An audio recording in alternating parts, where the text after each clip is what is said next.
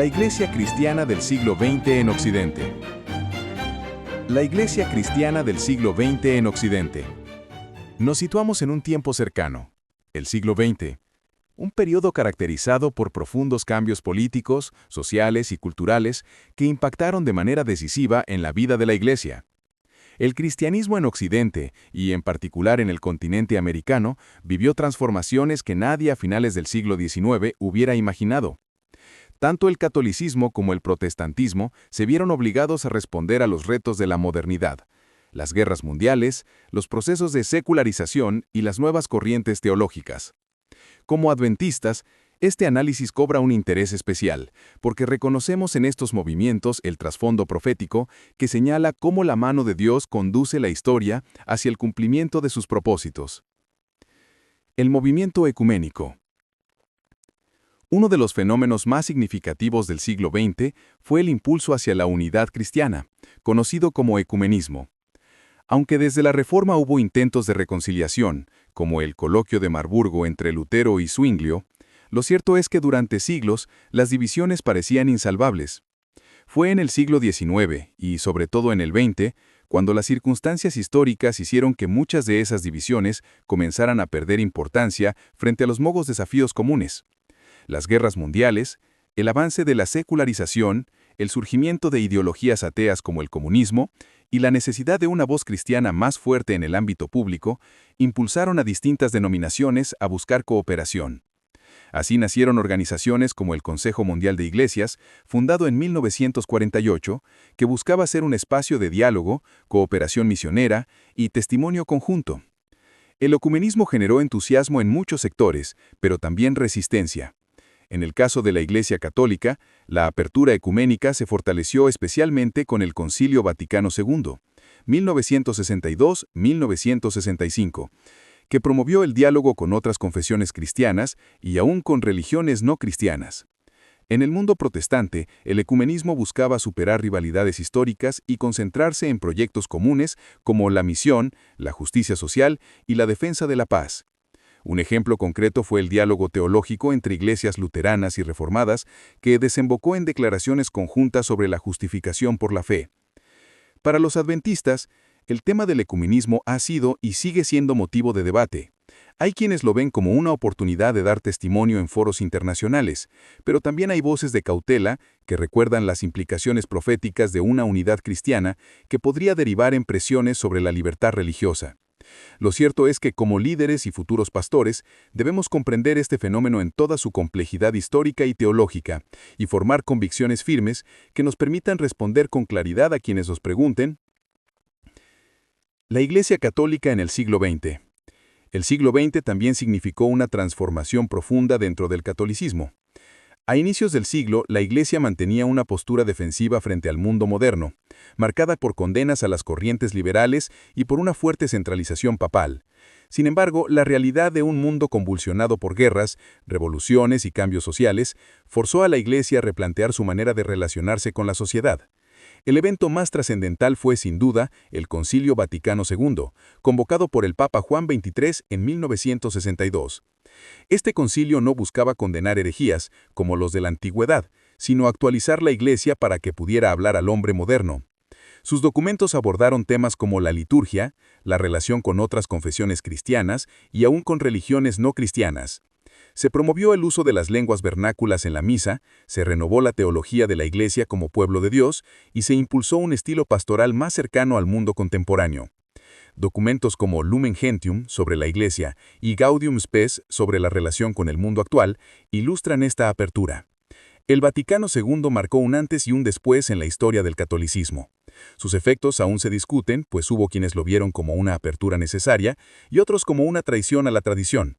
Más allá de esas interpretaciones, lo cierto es que el concilio mostró la capacidad de la Iglesia Católica para adaptarse a los desafíos de su tiempo, manteniendo su doctrina esencial, pero buscando un lenguaje nuevo para transmitirla. Además del concilio, el siglo XX vio papados de gran influencia. El más notable fue el de Juan Pablo II, cuya figura trascendió fronteras religiosas y políticas. Su papel en la caída del comunismo en Europa del Este, su defensa de la dignidad humana y su incansable labor misionera le dieron un lugar central en la historia contemporánea. El protestantismo en Europa. Mientras tanto, el protestantismo europeo atravesaba sus propias crisis. Durante el siglo XIX, el llamado liberalismo teológico había identificado la fe cristiana con el progreso cultural y científico de la humanidad. Europa soñaba con liderar un nuevo orden mundial de paz y prosperidad, convencida de que su influencia colonial y tecnológica era una bendición para todos los pueblos. Sin embargo, la primera mitad del siglo XX destrozó esos sueños. Las dos guerras mundiales, con su saldo de millones de muertos y destrucción masiva, desmoronaron el optimismo liberal. Las iglesias protestantes, que se habían alineado demasiado con las ideologías de progreso, quedaron entredicho. La teología liberal fue acusada de haber confundido el evangelio con la cultura. En este contexto surgieron corrientes renovadoras como la teología dialéctica de Karl Barth, que subrayaba la radical diferencia entre Dios y el ser humano, y la necesidad de escuchar de nuevo la palabra divina en medio del caos de la historia. También aparecieron movimientos de resistencia cristiana frente al nazismo, como la Iglesia Confesante en Alemania, que proclamó la autoridad exclusiva de Cristo frente a cualquier poder político. La Declaración de Barmen, 1934, se convirtió en un símbolo de esa resistencia. El protestantismo europeo del siglo XX, entonces, se caracterizó por un doloroso aprendizaje. La fe no podía subordinarse a los sueños humanos de progreso, sino que debía afirmarse de nuevo en la revelación de Dios. El protestantismo en América. Por su parte, el protestantismo en Estados Unidos y América Latina vivió un proceso muy distinto.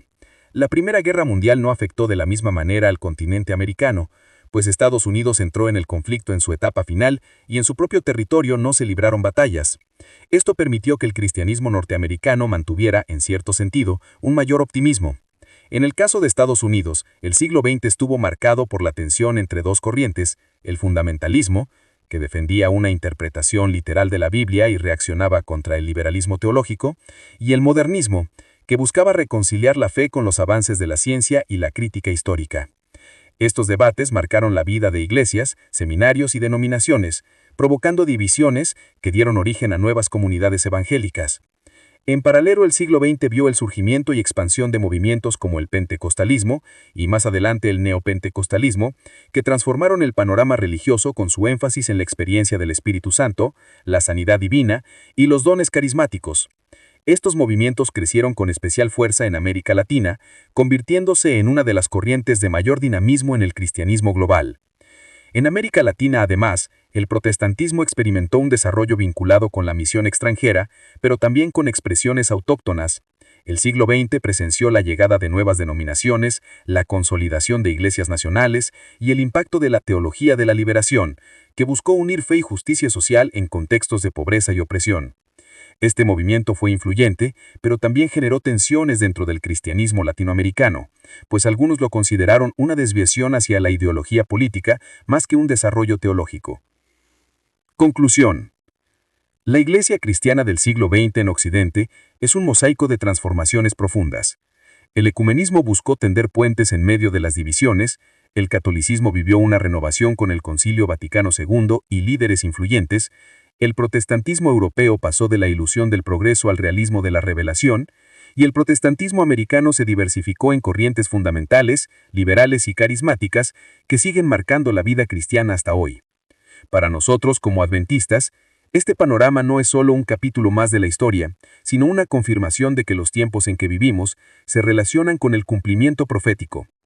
Como futuros pastores y líderes, estamos llamados a comprender estos procesos, no para temerlos, sino para discernir cómo la mano de Dios sigue guiando su pueblo en medio de la historia. Y aún más, estos movimientos del siglo XX nos preparan para entender mejor los desafíos del siglo XXI, donde la misión, la fidelidad y la proclamación profética siguen siendo centrales en el plan divino.